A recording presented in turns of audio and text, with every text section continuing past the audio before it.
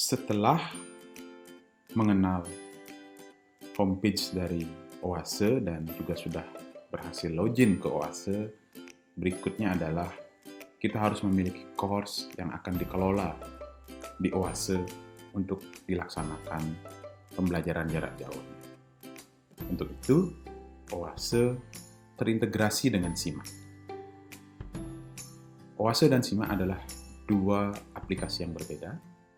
Simak atau Simak NG yang bisa diakses melalui https://simak-ng.ac.id adalah dipergunakan untuk data mahasiswa, data dosen, data mata kuliah, data nilai, dan data transkrip, maupun data-data lainnya, karena Simak NG semakin kaya dengan fitur-fitur.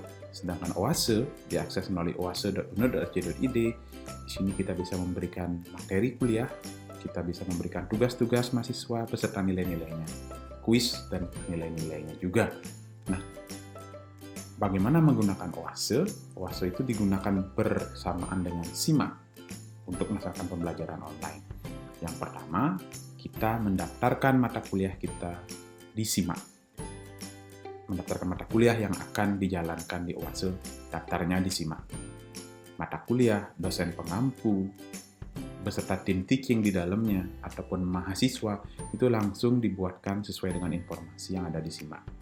Setelah kita mendaftar di Simak, kita bisa melakukan aktivitas di Oase, karena course-nya sudah dibuatkan, sehingga kita bisa menempatkan materi, kita bisa menempatkan assessment, memeriksa pekerjaan mahasiswa, memberikan kuis kepada mahasiswa, sampai dengan rekap nilai dilakukan di Oase. Di akhir, kita bisa mengimpor nilai di Oase ke Simak. Jadi, nilai akhir mahasiswa yang ada di Oase itu bisa dipergunakan di Simak untuk kebutuhan nilai di Simak. Jenis mata kuliah apa yang bisa didaftarkan di Oase? Secara umum, seperti mata kuliah yang ada di prodi-prodi kita, yang pertama tentu adalah kita bilang sebagai mata kuliah tunggal, atau di mana satu dosen itu mengajar sebuah mata kuliah di satu kelas, dia mengajar sendiri mata kuliah itu. Bentuk yang kedua adalah kita sebut sebagai kelas paralel, di mana satu dosen itu mengajar pada satu mata kuliah di beberapa kelas yang berbeda. Misalnya di sini dosen A mengajar mata kuliah A di kelas A, kelas B, atau kelas C. Jadi ketiga mata kuliah itu bisa digabungkan menjadi satu course ataupun dijalankan sendiri-sendiri. Nah, yang ketiga adalah kondisi ketika ada beberapa dosen yang mengajar satu mata kuliah di kelas-kelas yang berbeda. Misalnya ada mata kuliah A, ini kelas A-nya diajar oleh dosen A, kelas B-nya diajar oleh dosen B, kelas C-nya diajar oleh dosen C. Kalau dosen-dosen ini ingin mengelola mata kuliahnya di dalam satu course, itu diakomodir oleh Oase. Namun, kalau dosen-dosen ini ingin menjalankan mata kuliahnya sendiri-sendiri, itu juga diakomodir oleh Oase. Untuk mendaftarkan mata kuliah yang akan dijalankan di Oase, kita harus mengakses Simak NG. Login menggunakan akun MSU, dan tampilan pertama ketika mengakses Simak NG adalah beranda Simak NG seperti pada tampilan ini. Klik pada menu Oase, dan semua mata kuliah yang kita ampu pada semester tersebut akan tampil di halaman ini. Skenario pertama adalah mata kuliah tunggal, yaitu misalnya contohnya di sini saya mengajar satu mata kuliah, yaitu mata kuliah tes Oase A di kelas A. Ini ingin saya jalankan di Oase, saya hanya tinggal perlu untuk klik pada tombol gunakan Oase.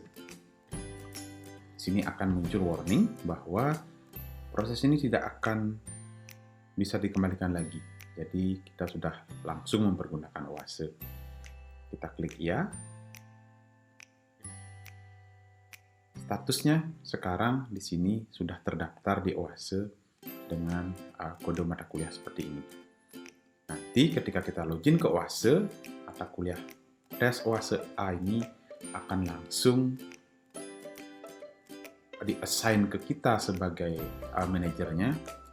Kedua mahasiswa yang ada di dalamnya juga akan langsung masuk ke course matkul tes OASE A.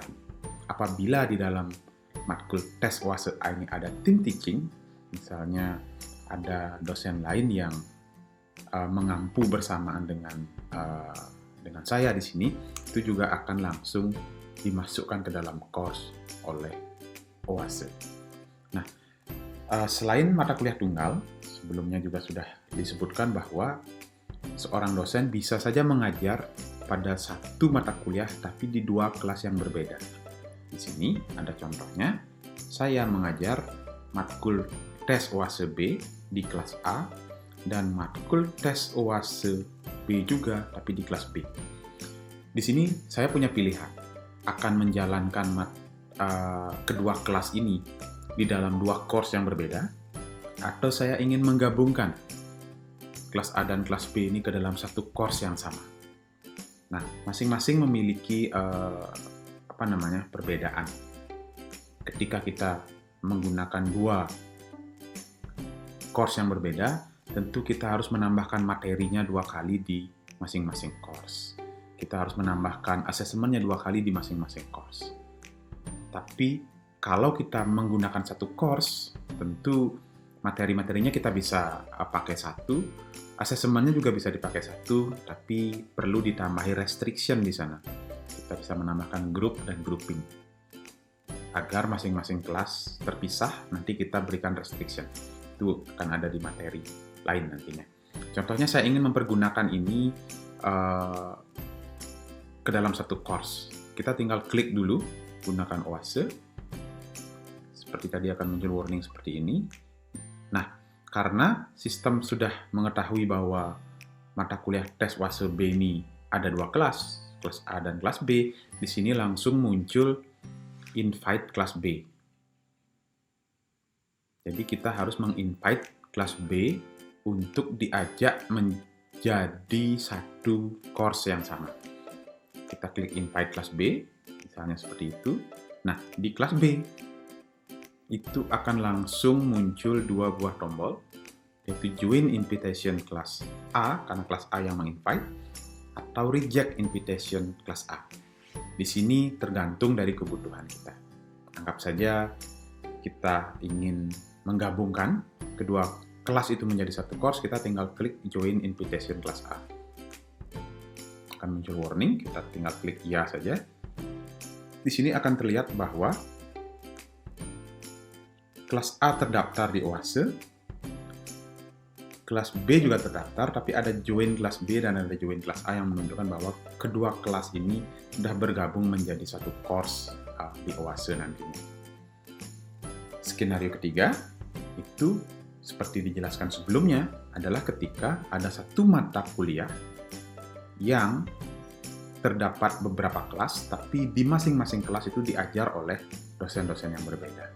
Di sini kita contohkan matkul tes C, saya mengajar yang kelas A. Kita misalnya klik tombol gunakan OASE. Nah, di sini akan muncul ada tombol invite kelas B. Itu menunjukkan bahwa matkul tes kelas C ini terdapat dua kelas, yaitu kelas A dan kelas B. Kelas B-nya bukan saya yang ngajar karena tidak muncul di daftar mata kuliah di simak saya. Ini pasti dosen lain yang mengajar. Nah, anggap saja kita ingin menginvite kelas B. Kita klik invite kelas B. Nah, dosen yang mengajar kelas B, ketika dia login ke Simak NG, pasti akan muncul invitation dari kelas A. Di sini saya contohkan mempergunakan dosen Nyoman Putra Sastra. Terlihat di sini bahwa di matkul tes kelas C itu terdapat invitation dari kelas A. Nah, di sini dosen yang di-invite bisa memilih apakah ingin join invitation-nya atau mereject invitation-nya. Hal join maupun reject ini pastinya sudah dibicarakan sebelumnya dengan dosen-dosennya. Apakah ingin bergabung ke dalam satu course atau ingin menjalankan course-nya sendiri-sendiri, pasti sudah ada diskusi informal sebelumnya antar dosen pengampu di kelas-kelas yang berbeda.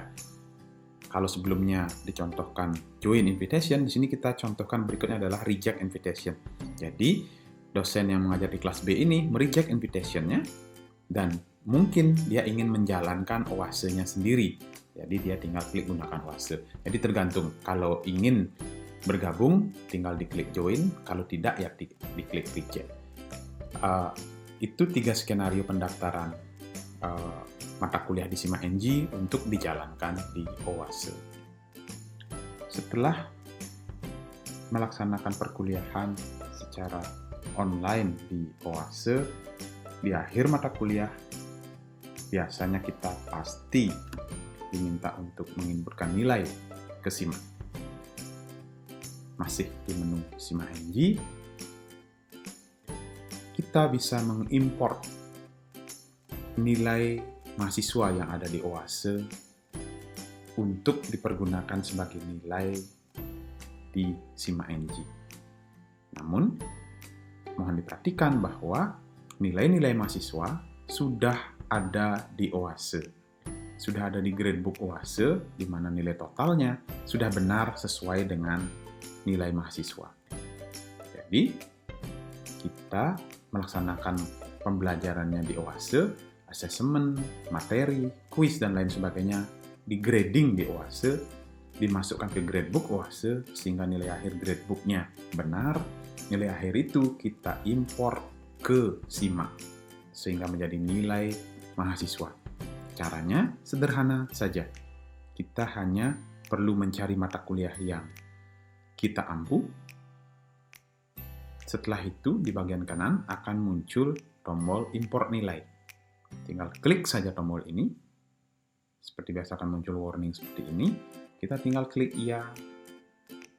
Akan muncul info import nilai berhasil. Nah, untuk memeriksa apakah nilai yang kita import sudah berhasil apa tidak, kita masuk ke menu input nilai di SIMAK NG. Dari menu nilai dan transkrip ini, kita masuk ke menu import nilai dan kita cari mata kuliah mana yang tadi kita import nilainya dari OASE. Kita tinggal masuk ke menu input nilai di sini. Nilai yang kita bawa dari OASE sudah akan muncul di menu input nilai. Tentu saja, nilai-nilai tersebut masih bisa dirubah di SIMAK NG. Demikian tadi beberapa proses integrasi antara OASE dan SIMAK. Jika kita bisa simpulkan, tentu pertama-tama sebelum mempergunakan OASE dan SIMAK, kita sebagai dosen adalah kita harus memutuskan apakah kita akan mempergunakan online learning apa tidak. Jika sudah memutuskan, tools apa saja yang akan dipergunakan dalam melaksanakan online learning itu. Misal salah satunya adalah learning management sistemnya yang kita pergunakan adalah OASE. Nah, kita harus mendaftarkan mata kuliah yang kita ampu di SIMAK NG. Setelah kita mendaftarkan mata kuliahnya, ketika kita berbicara tentang online learning, tentu kita harus memiliki konten dan asesmen. Konten dan asesmennya harus dalam bentuk digital, ini harus kita siapkan juga lebih dahulu sebelum beraktivitas di OASE. Course-nya sudah, kontennya sudah, dan asesmennya sudah siap, baru kita menjalankan perkuliahannya di OASE. Kita bisa mengupload materi perkuliahan kita dalam bentuk video, dalam bentuk file PDF, dalam bentuk animasi, dan lain sebagainya. Ketika kita ada tugas, kita upload juga di OASE. Ketika mahasiswanya mengupload tugasnya, kita memeriksa juga di OASE. Kita bisa berdiskusi di dalam forum di OASE, memberikan kuis di OASE, sampai dengan membuat gradebook. Nilai-nilai mahasiswa kita gabungkan menjadi satu, baik yang kita laksanakan secara online maupun kita laksanakan secara offline, kita laksanakan di OASE, sehingga di akhir perkuliahan ketika kita diminta untuk menginputkan nilai ke SIMAK, kita bisa hanya tinggal mempergunakan saja nilai-nilai yang sudah kita rekap di Oase tanpa harus melakukan rekap manual lagi di Excel. Terakhir, ketika sudah selesai perkuliahan, sudah akan datang pada semester baru, kita bisa membackup course kita. Meskipun course di Oase akan tetap ada dalam beberapa waktu, kita juga bisa membackupnya, sehingga suatu saat ketika diperlukan, misalnya untuk akreditasi prodi, bisa saja ditanyakan apakah prodinya menjalankan perkuliahan online apa tidak, itu datanya sudah ada. Demikian proses integrasi Oase dan SIMAK, semoga bisa dipahami dan semoga bermanfaat.